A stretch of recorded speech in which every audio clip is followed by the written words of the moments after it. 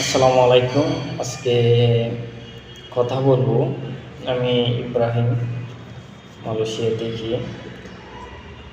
ইদানিং যারা student visa apply করার পরে ইএমজিএস হওয়ার পরে আপনারা ই ভিসার জন্য অ্যাপ্লাই করেছেন, কিন্তু ই ভিসা হচ্ছে না।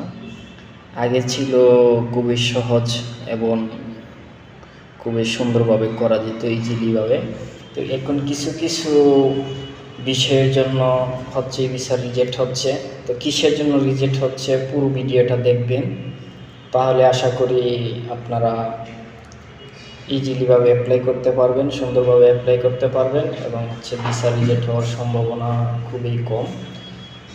তো প্রথমে হচ্ছে এখন ডিপ্লোমা বলেন, ব্যাচেলর বলেন, এইগুলো ফাইল বেশি রিজেক্ট হয় ই ভিসা বাংলাদেশ থেকে। সো আজকে যেভাবে বলবো এইভাবে ভিসা অ্যাপ্লিকেশন করবেন।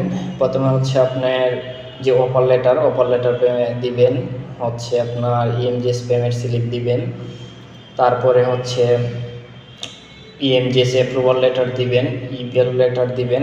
এখন আর কিছু কিছু ডকুমেন্টস আছে, ওইগুলো দিতে হয়।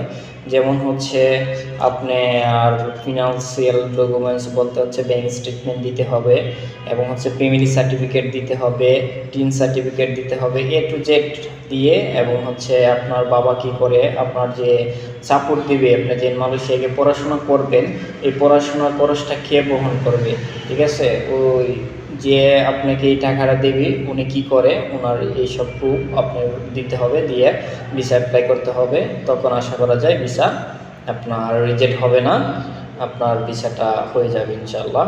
সো আজকে এই পর্যন্তই। ভালো লাগলে ভিডিওটি লাইক করবেন, শেয়ার, কমেন্ট করে পাশে থাকবেন।